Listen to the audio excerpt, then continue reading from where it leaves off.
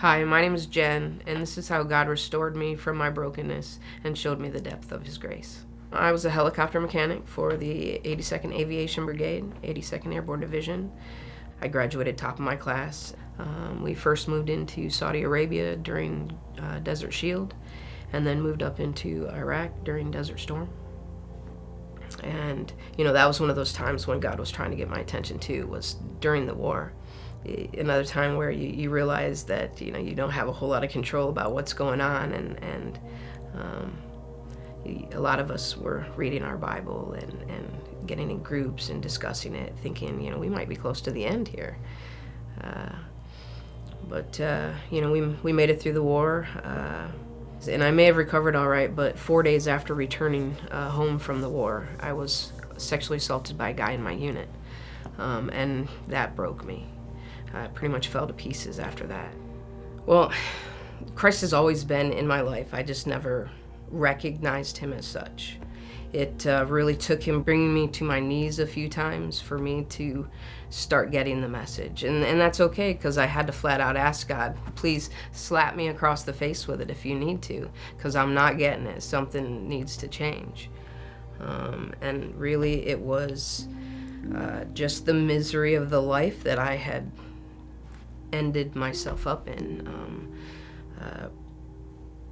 really being the climax of that is the same-sex marriage.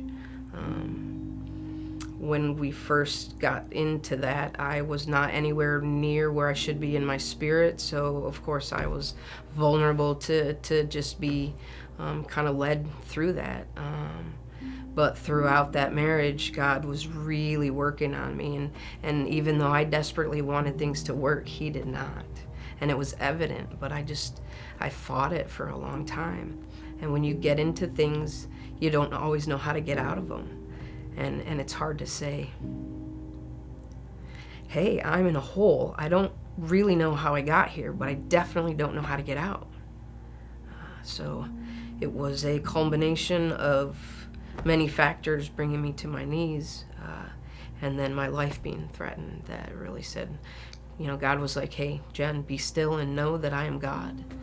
Well, it was a simple knee surgery, so there shouldn't have been an issue, but the clot literally took over my whole entire leg, all the way to just short of this artery. So if they hadn't stopped it in time, it would have hit that artery and gone to all the bad places, the heart, the lungs, and the brain, and, pretty much probably would have killed me. I've hurt myself plenty of times, and I've been in some serious pain, but that was beyond anything that I could even remotely deal with. Yeah, just literally begging out loud, God, I can't take this pain. Do something, please.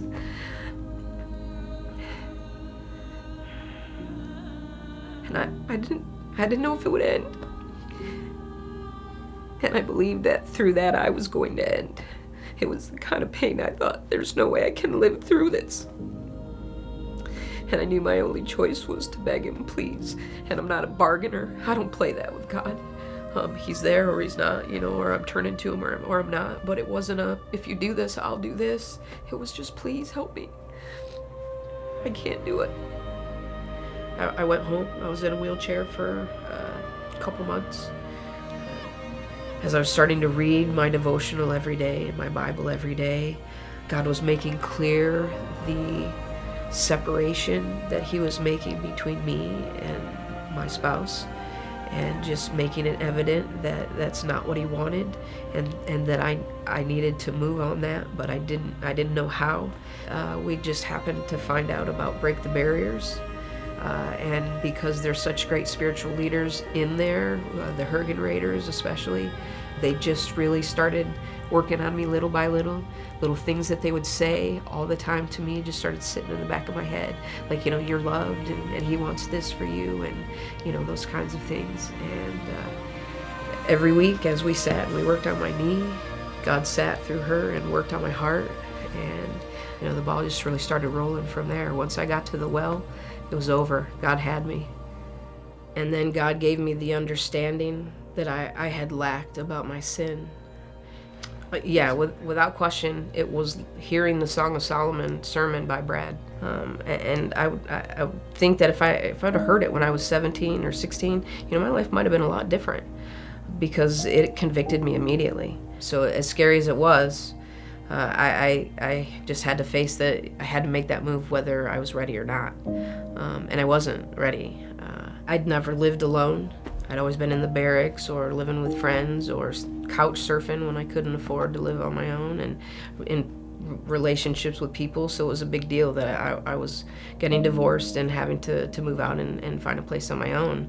But he literally placed the place right in front of me to have. It's a peaceful place, the kind of peace that I needed.